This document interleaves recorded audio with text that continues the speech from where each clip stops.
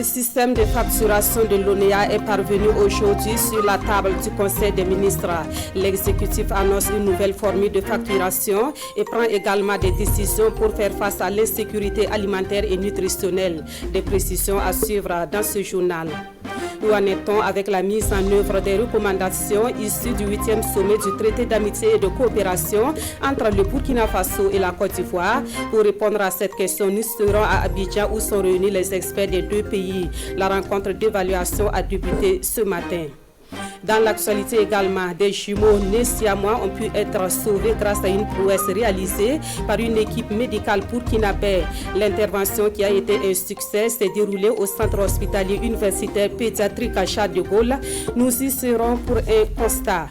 Une semaine à Dissine consacre le sujet de ce soir à la rareté des ressources en eau dans cette localité. Comment comprendre une telle situation alors que la commune dispose de plusieurs forages et bonnes fontaines? La réponse est à suivre avec notre équipe qui a passé une semaine à Dissine.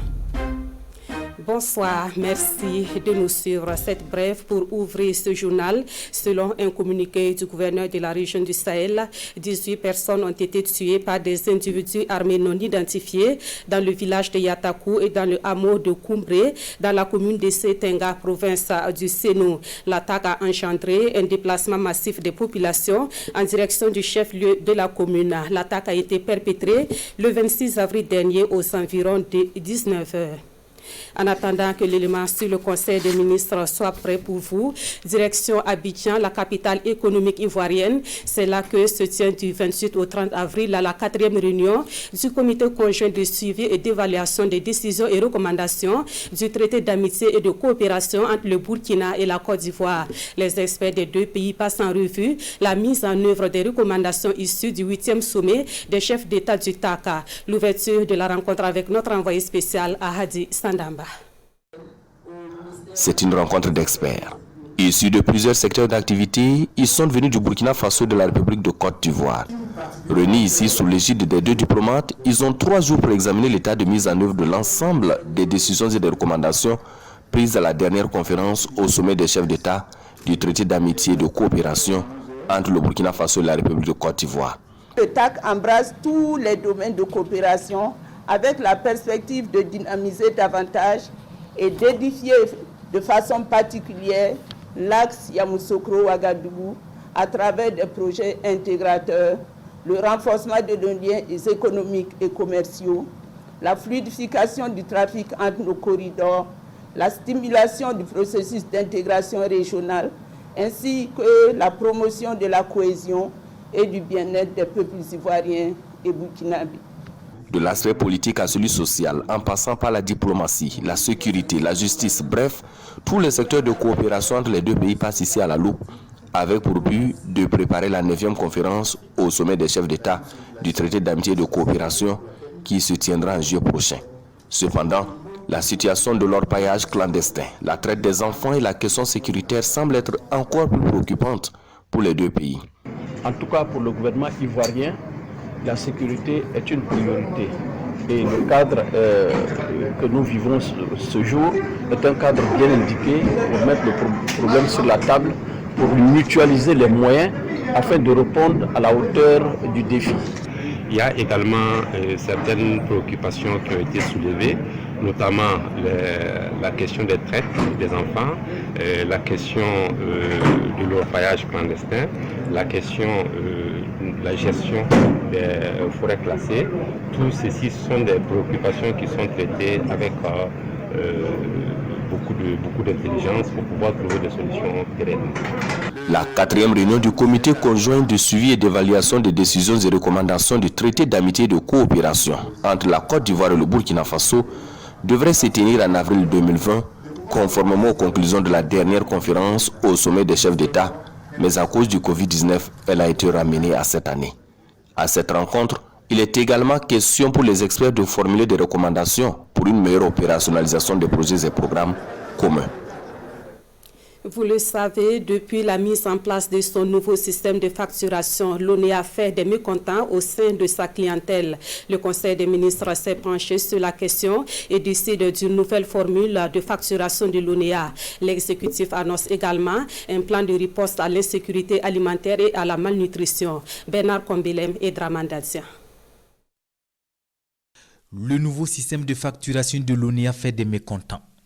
Le gouvernement dit alors prendre bonne note et propose une nouvelle formule basée cette fois sur des données réelles, foi du ministre de l'eau.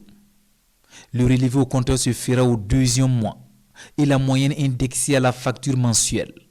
Juste le temps de régler le passif avant l'application dès fin juin de ce système de facturation révisé. Nous avons pu identifier nos difficultés et c'est pour cette raison que nous avons décidé de passer à un autre cap, d'abandonner ce système-là qui n'a pas été maîtrisé, qui n'a pas été suffisamment porté à la connaissance des consommateurs, donc qui n'a pas été aussi accepté. Et je pense qu'avec cette nouvelle formulation que nous proposons, nous allons réduire en tout cas suffisamment ces difficultés-là et permettre aux consommateurs de retrouver à chaque fois que cela sera nécessaire ce précieux jus. L'eau potable fait défaut par endroits dans la capitale et en région.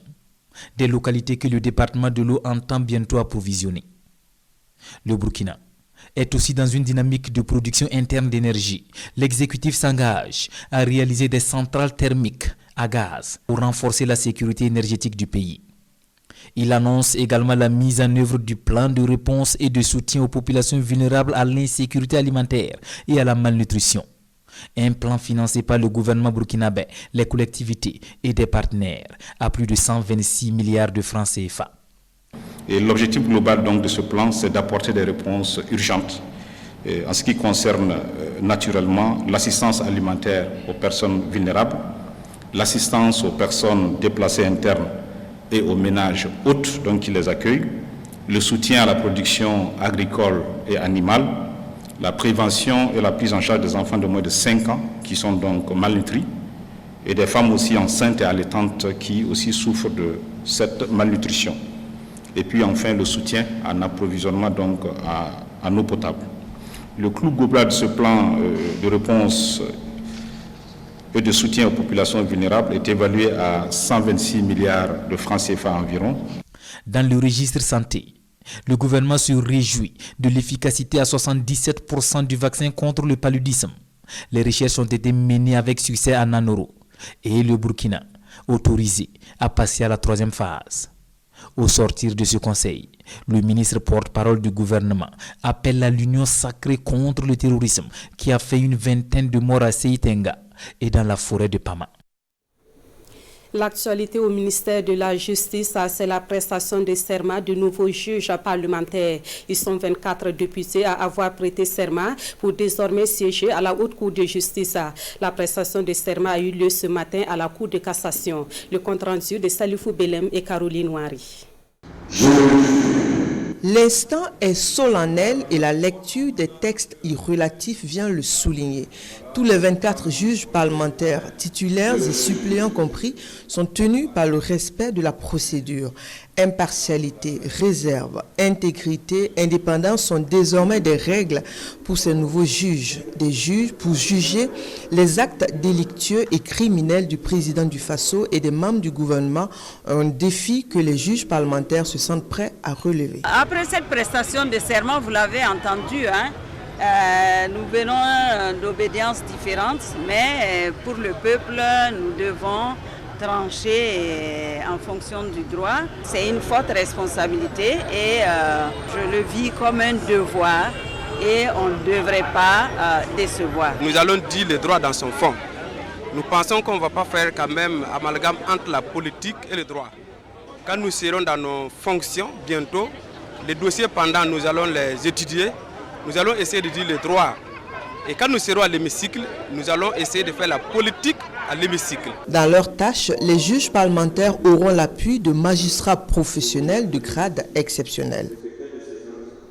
Dans l'actualité également, le ministère en charge de l'Éducation nationale sollicite l'accompagnement du Haut Conseil pour le dialogue social dans la résolution des problèmes que connaît le système éducatif burkinabé. Et c'est le motif qui a conduit le ministre Stanislas Ouaro dans les locaux de l'institution dirigée par Jean-Marc Palme. Et cette concertation se tient en prélude aux Assises nationales sur l'éducation. Bernard Kombelem et Fousseni Kindo. Ce n'est un secret pour personne que l'éducation nationale au Burkina Faso traverse une zone de turbulence. Des problèmes qui s'appellent sureffectifs au regard du manque d'infrastructures scolaires, violence dans les établissements, inadéquation entre formation et insertion professionnelle, mouvements sociaux et obsolescence de certains curricula au regard du contexte national et international. Le ministère en charge de l'éducation nationale et de la promotion des langues nationales convoque des assises pour échanger autour de ces questions pour une école performante au Burkina Faso. En se rendant chez le président du Haut Conseil du dialogue social, le professeur Stanislas Ouaro et ses collaborateurs ont surtout voulu trouver une oreille attentive. Aucun pays ne peut se développer sans éducation de qualité. Et c'est ainsi que nous sommes venus rencontrer donc, le président du Haut Conseil du dialogue social ainsi que les vice-présidents et conseillers donc, pour présenter la démarche d'organisation de ces assises, recueillir donc leurs suggestions, leurs commentaires, leurs contributions pour améliorer donc le document de base que nous allons élaborer qui va servir donc de discussion aux assises régionales qui vont être organisées dans chaque chef-lieu de région, qui vont être améliorées afin qu'un document de base provisoire soit discuté aux assises nationales. Le Haut Conseil du dialogue social, institution au service de tout le monde selon son président, a bien accueilli cette démarche du ministre Ouaro et de ses collaborateurs. Nous sommes tous parents d'élèves. Eh oui, ça c'est un. Donc nous sommes intéressés à l'avancée de la situation dans l'éducation. Deux, les problèmes dont le ministre nous a parlé nous permettent aussi de donner nos propositions pour justement la résolution d'un ensemble de problèmes dans l'éducation. Le Haut Conseil du dialogue social, qui se tient d'ailleurs disponible pour contribuer à la résolution de la crise dans l'éducation nationale, surtout quand on sait que les départements comptent près d'une trentaine de structures syndicales et 5 millions d'élèves. En bref, sachez que ce jeudi 29 avril, le président du Faso va présider la cérémonie commémorative du 40e anniversaire de la mise en œuvre du programme élargi de vaccination. Cette commémoration qui va se dérouler sur le site de l'entrepôt de Tengango est organisée dans le cadre de la Semaine africaine de la vaccination. Rappelons que le président du Faso est désigné champion mondial de la vaccination. Et dans la suite de ce journal, nous évoquons la suite de la visite du ministre de la Santé à Fada. Après avoir fait le constat sur les difficultés au centre hospitalier régional, le ministre Chalmaï Ouedraogo a eu un face-à-face avec les forces vives de la région de l'Est. De quoi ont-ils parlé? La réponse dans ce compte rendu de Désiré Ilboudo et Jérôme Tendano. À cette rencontre voulue par le ministre de la Santé, des représentants de la société civile et des responsables de services déconcentrés de l'État dans la région de l'Est. Au menu des échanges, le point de sa visite au centre hospitalier régional de Fada-Nougourma. Nous avons vu l'état des infrastructures qui sont vétustes, des infrastructures qui sont en souffrance. Nous avons vu des équipements qui sont également en souffrance. Nous avons vu des chantiers qui sont inachevés à l'intérieur. En réponse, le professeur Chalmaï Ouedraogo annonce une série de mesures, parmi lesquelles la question des ressources humaines et la construction d'un centre hospitalier universitaire. On dit que 8 médecins spécialistes ont été affectés depuis le 7 avril. Est-ce que vous pouvez nous dire quand est-ce que ces médecins prendront service pour nous permettre de faire le suivi et de pouvoir faire l'interpellation à bonne date? Vous avez dit que le CHU de Fada, le processus est lancé. Est-ce qu'on peut avoir un planning assez détaillé? Vous n'avez même pas besoin forcément de faire un suivi. Si au bout d'un mois, ils n'ont pas pris service, c'est un communiqué. Et s'ils n'ont pas pris service, eh bien, ils sont radiés et on prend ceux qui sont sur la liste d'attente. Pour ce qui concerne le planning de la construction du CHU, nous avons dit que les études vont être dépouillées. La construction est prévue pour le premier trimestre 2022. Vous voudrez croire à la sincérité du gouvernement et du ministère de la Santé que je dirige. Si je ne peux pas quelque chose, je vais vous dire clairement, je ne peux pas. Je dois dire que c'est toutes les autorités administratives qui sont réconfortées aujourd'hui par cette visite. Alors, monsieur le ministre est sorti pour constater la réalité du terrain et travailler à renforcer les acquis et à corriger aussi les insuffisances. Le ministre de la Santé préconise la concertation pour donner plus de chances de réussir l'ensemble des projets en cours. Autre titre de ce 20h et on en vient à cette prouesse réalisée par la médecine moderne au Burkina Faso. À travers une intervention chirurgicale, une équipe médicale est parvenue à séparer des jumeaux nés siamois. L'opération s'est déroulée ce mercredi au centre hospitalier universitaire pédiatrique à Charles de Gaulle. Le constat avec Nongba Kouda et bienvenue Tansa. Il y a 2 semaines, ces jumeaux âgés de 7 mois étaient encore attachés l'un à l'autre par l'abdomen. Aujourd'hui, grâce à une intervention chirurgicale effectuée ici au centre hospitalier universitaire pédiatrique Charles de Gaulle, Lassane et Séni ont la chance de grandir sans être interdépendants. Une prouesse qualifiée de miracle par les parents de ces enfants. Avant, quand je les regardais, je voyais un être double. Mais aujourd'hui, nous avons 2 garçons. Je suis très contente. Ça n'a pas été facile. Pour séparer ces 2 bébés qui avaient en commun plusieurs organes, l'équipe médicale a dû effectuer plusieurs examens pour évaluer le niveau du risque. L'opération a duré environ 7 heures. C'est, à ma connaissance, la 2e fois qu'une séparation de jumeaux conjoints est réussie au Burkina Faso. Et la particularité, c'est que ces 2 interventions ont été faites avec des équipes 100% burkinabés. Ils avaient quelques organes en commun qu'on a pu séparer laborieusement. Voilà, c'était pas facile, voilà, mais en définitive, tout s'est bien passé.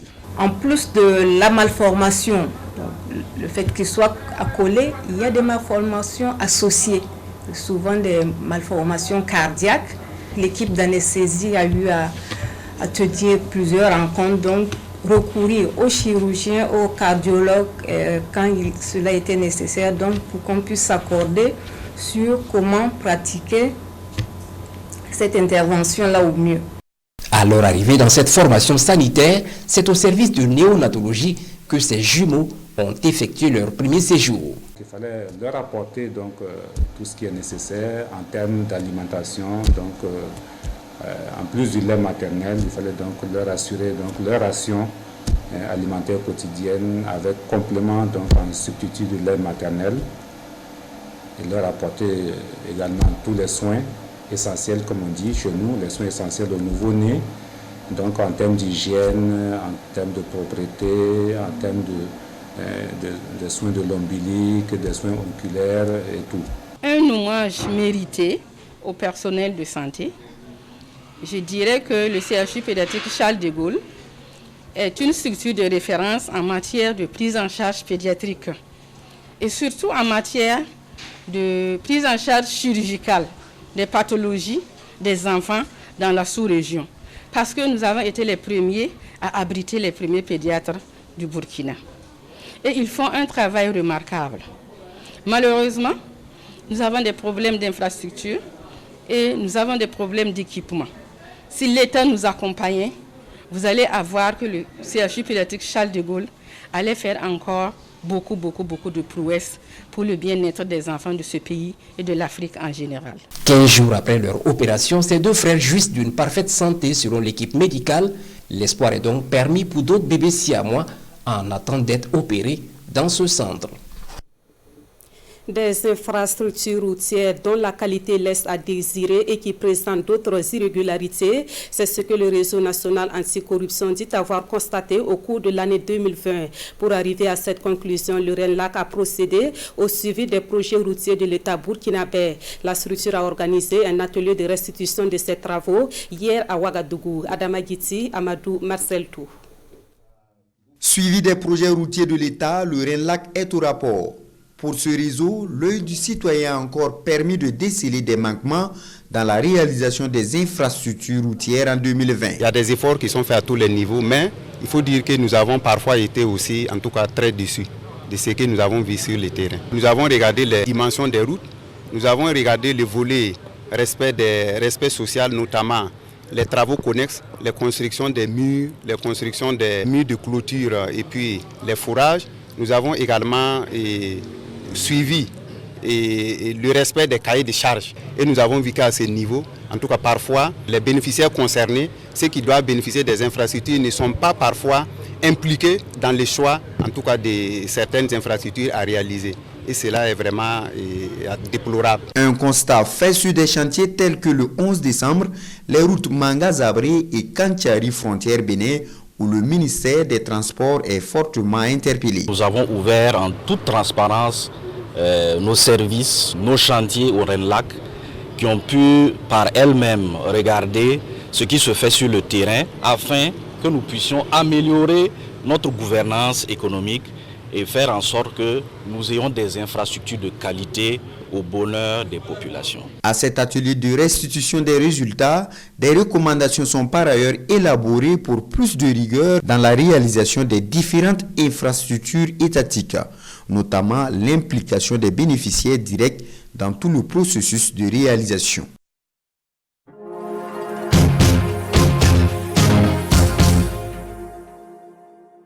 C'est le moment pour nous de vous amener à Dissina. L'une des réalités que vivent les populations de cette commune, c'est la rareté des ressources en eau. Le constat se fait surtout au niveau de l'accès à l'eau potable, alors que plusieurs forages et bonnes fontaines sont implantés dans la localité. Alors, comment peut-on expliquer cette situation? La réponse avec Alidou Badzini et Sekou Zango. Ce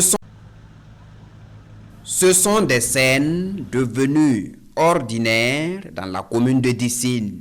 Des femmes à la recherche d'une denrée vitale, l'eau potable. Des bidons et des barriques vides ça et là, des femmes qui attendent désespérément. C'est un véritable casse-tête pour les habitants obligés de veiller tous les jours pour espérer avoir quelques litres de ce liquide précieux. On se lève à 4 h du matin pour avoir de l'eau, là, c'est pas facile. Si tu vas à la fontaine comme ça, bon, robinet là, l'eau là, ça vient à 8 h. Dans 8 h là, deux fois, ça ne dépasse pas 2 barriques, 3 barriques, et puis c'est coupé encore. Donc tu vas aller à la pompe, deux fois c'est la bagarre. Ah, on va faire comment? À gauche, à droite, que ce soit les fontaines, que ce soit les puits puisés de partout, on a beaucoup de problèmes d'eau. Et on n'arrive pas à comprendre. Et ces pompes gérées ou ces fontaines gérées, on ne sait pas qui gère exactement bien ces fontaines. Des questions sans réponse du côté du conseil municipal. Malgré les 264 forages et bornes fontaines que compte la commune, la rareté de la ressource eau est une réalité, acquiesce le bourgmestre de Dissine. Une situation qui pourrait s'expliquer à plusieurs niveaux. Le vrai problème d'eau à Dissine. Vous faites le tour des bonnes fontaines, vous allez voir les femmes qui sont assises en attente d'eau. Cela est dû à un dysfonctionnement de notre système d'APS. Quand même nous avons tenté, avec l'appui de l'État, de trouver des solutions.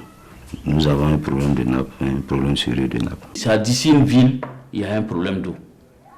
Mais ce problème est lié à la nappe. Malgré les efforts des ressortissants, des populations, des bailleurs de fonds et de l'État surtout, malgré leurs efforts, on n'arrive pas à couvrir la demande d'eau à Dissine.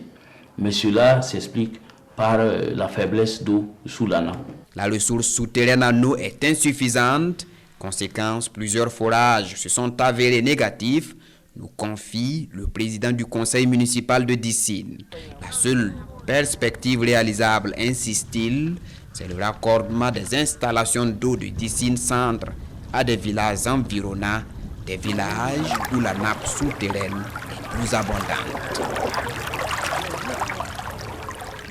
Retour à Ouagadougou pour parler du projet d'assainissement dénommé Ouangou. Les acteurs impliqués dans la mise en œuvre de ce projet se concertent sur les stratégies d'intervention. C'est un projet qui couvre la période 2019 à 2024 et qui est exécuté dans 52 communes de 4 régions du Burkina. L'atelier de ce 28 avril est organisé par l'ONG Greta et la Direction générale de l'assainissement. Pour David Bambara et Sekou Zongo. Le projet Ouangou, un projet d'assainissement au Burkina Faso, amorce ici une phase importante de son exécution, le partage des résultats sur l'état des lieux de l'assainissement et la stratégie d'intervention. Cette rencontre est une occasion pour les différents acteurs d'échanger sur les composantes du projet pour une mise en œuvre efficiente. C'est pour un peu, disons, partager les informations avec toutes les structures, les institutions, les partenaires tels que les collectivités territoriales, que cet atelier a été organisé, voilà, pour pouvoir présenter un peu les objectifs. Et pour l'exécution du projet Ouangou d'avril 2019 à mars 2024, une nouvelle approche est mise en place. Il s'agit du marketing de l'assainissement. En termes d'innovation, c'est créer et structurer un marché local de l'assainissement qui va consister pour nous à sélectionner des entrepreneurs au niveau commune que nous allons accompagner en termes de formation technique, en termes de formation de gestion d'entreprise, en termes de formation communication marketing qui vont produire des ouvrages d'assainissement, mettre à la disposition des populations. Pendant la période d'exécution du projet Ouangou, des ouvrages d'assainissement seront proposés à des coûts promotionnels, le but étant de toucher le plus grand nombre de ménages. Le projet ambitionne d'ailleurs atteindre 30 200 latrines sur les 32 communes concernées dans les régions de l'Est, de la boucle du Moun et des Hauts-Bassins. Le projet est sous la tutelle technique de l'ONG GRET et financé par l'Agence française de développement à environ 4 milliards de francs CFA. Une stratégie nationale de la finance inclusive est adoptée depuis 2 ans au Burkina Faso, mais sa vulgarisation a connu un retard à cause du Covid-19. Et dans le but de rattraper ce retard, il a été lancé hier à Koudougou une campagne de vulgarisation de la finance inclusive. L'initiative est portée par le secrétariat permanent de la promotion de la finance inclusive. On en sait plus avec Gérard Sommet et Sekou Zongo. L'accès aux produits et services financiers pour tous, un combat du gouvernement burkinabé depuis 2019. Une vision matérialisée par la création d'une stratégie nationale de la finance inclusive. Cet atelier ambitionne donc informer et susciter la mobilisation massive de tous les acteurs dans la mise en œuvre de cette stratégie. La finance, c'est le nerf de la guerre, quel que soit ce que vous faites. Donc si beaucoup de gens ne sont pas inclus dans le dispositif financier, naturellement vous allez évoluer avec une élite et puis vous allez abandonner la plupart des populations dans votre système de développement. Donc ce qui nécessite de repenser le mécanisme, et c'est pour ça que la notion d'inclusion financière est apparue pour associer tout le monde dans le dispositif. La mise en œuvre de la stratégie nationale de la finance inclusive passe nécessairement par le financement des secteurs de l'inclusion financière, et qui mieux que le FONAFI, le Fonds national de la finance inclusive. Avec la mise en place de cet instrument qui consiste à financer l'ensemble des prestataires de services financiers, que sont les systèmes financiers décentralisés, plus précisément les institutions de microfinance, les fonds nationaux de financement, en partenariat avec les banques, les sociétés d'assurance et les établissements financiers, je pense que nous pourrons atteindre aisément ce taux d'inclusion financière tant souhaité.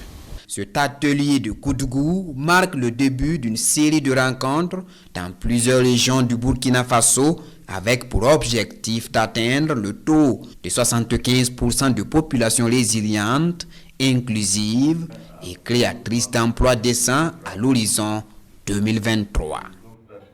Dans l'actualité également, des femmes retirées de la rue reçoivent un accompagnement du gouvernement pour se lancer dans des activités génératrices de revenus. Elles sont 45 à entrer en possession de kits d'installation de la part du ministère en charge de la solidarité nationale. La cérémonie de remise est intervenue hier à Ouagadougou. Le compte rendu de Daouda Ouattara et Sekou Zongo. Fini la mendicité dans les rues de la capitale burkinabé pour ces femmes. 45 au total, elles ont été retirées des rues de Ouagadougou et ont par la suite bénéficié d'une formation en aviculture traditionnelle, en gestion d'unités économiques et en leadership. Une formation qui vise à permettre à ces femmes d'être des actrices de développement du Burkina Faso. Il est important de dire que c'est un départ difficile, mais nous sommes là pour les accompagner. Et nous serons toujours là pour les accompagner parce que nous voulons qu'elles s'organisent entre elles pour que l'accompagnement soit plus adapté. Si elles vont isolément chacune après, l'expérience à partager sera difficile. C'est pour ça que nous avons exhorté ces femmes à se regrouper en association et même si après elles ont besoin de financement, elles pourraient avoir une subvention encore ou mieux encore un crédit pour développer leur commerce. 2 abreuvoirs, 2 mangeoires, un sac de 50 kg d'aliments de volaille, un coq et 5 poules, un carnet d'épargne et une enveloppe de 80 000 francs CFA sont entre autres la composition du kit d'installation reçu par chaque bénéficiaire. Des bénéficiaires qui voient désormais le monde en rose. Ça va nous servir à beaucoup de choses. En tout cas, ça va faire qu'on va gagner l'argent, on va élever les poulets là. Grâce à ça, on va gagner beaucoup d'argent. On a reçu 3 formations. Vraiment, moi, ça m'a mûri la tête. La formation là m'a réveillé même. Donc, j'ai arrêté de mendier. Aujourd'hui, prêtes à entamer une nouvelle vie, ces femmes rassurent par ailleurs de leur engagement à être des modèles et à mener la sensibilisation auprès d'autres femmes, toujours dans la mendicité. L'ONG Plan Burkina et ses partenaires lancent 3 projets dans les domaines de l'environnement, de la résilience et de la lutte contre les violences basées sur le genre. Ces projets financés par la Belgique et le Danemark à plus de 5 milliards de francs CFA seront mis en œuvre dans 4 régions du Burkina Faso. Les activités de ces projets vont surtout cibler les personnes déplacées internes. Des détails avec Suleiman Sanou et Oumou Sissé. Programme d'urgence et de résilience. Tous contre les violences basées sur le genre au Burkina Faso, nous y gagnerons, et environnement protecteur pour les enfants et les jeunes affectés par la crise dans la province du BAM. 3 projets, un seul but. Répondre au mieux à la crise humanitaire dont fait face le Burkina Faso depuis quelques années. Des initiatives de Plan Burkina et mises en œuvre dans les régions du Sahel, de l'Est, du centre-Est et du centre-Nord. Tous ces projets, comme vous avez vu, touchent différents aspects de réponse humanitaire pour les personnes qui sont déplacées, internes, mais aussi pour les communautés dans lesquelles ils se retrouvent. Donc il s'agit, entre autres, tout ce qui concerne la protection de l'enfant et des personnes vulnérables, tout ce qui concerne l'éducation et également aussi tout ce qui concerne la sécurité alimentaire. Ces 3 projets vont au-delà de l'appui d'urgence et cherchent à accompagner les populations bénéficiaires pour réasseoir la résilience qu'elles avaient avant. Ils sont financés par les royaumes de Belgique et du Danemark. La crise humanitaire touche beaucoup de personnes avec de plus en plus de personnes déplacées. Donc c'était l'opportunité pour nous d'apporter notre contribution et aussi de soulager en partie ces personnes-là. C'est le gouvernement qui a le lead, qui a la mise en œuvre pour l'action humanitaire sur le terrain. Et les autres partenaires nous viennent en aide et nous saluons leur contribution. Un coût global de plus de 5 milliards de francs CFA, ces projets vont durer entre 1 et 3 ans. Et les premiers bénéficiaires de tous ces projets sont les femmes, les filles et les enfants. Au ministère en charge de l'environnement, les acteurs sont à pied d'œuvre pour la prise en compte des préoccupations environnementales dans le nouveau référentiel de développement. Ces préoccupations sont contenues dans un document provisoire élaboré après un travail d'évaluation environnementale. Il s'agit d'une étude menée par l'Institut mondial pour la croissance verte. Jean-Eudes Bayala et Estelle Judith Assouba. Le ministère en charge de l'environnement et de l'économie verte veut être en phase avec le nouveau référentiel national de développement en cours d'adoption pour la période 2021-2025. Il a entrepris une évaluation environnementale stratégique du référentiel national de développement. Une évaluation qui est assortie d'un plan de gestion environnementale et sociale. Les résultats de cette étude sont confinés dans un projet de rapport qui est soumis ici à l'appréciation des participants. Ce document est important parce que ça donne une idée assez claire du niveau de verdissement du nouveau référentiel au niveau national et donner des orientations sur comment mettre en place une stratégie de mitigation pour réduire un peu les effets néfastes des actions que les programmes et les projets auront sur l'environnement.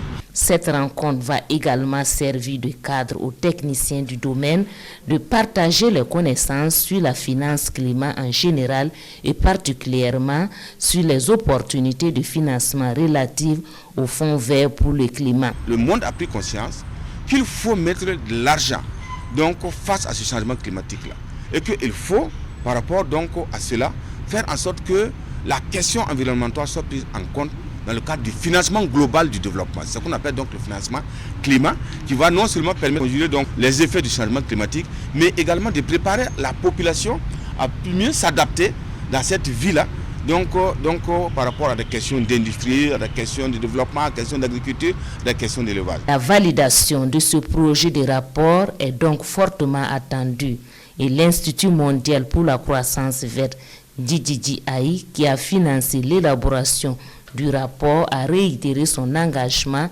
à soutenir le gouvernement burkinabé pour la réussite de ce processus inclusif pour une transition nationale vers une croissance verte durable, inclusive et transformative.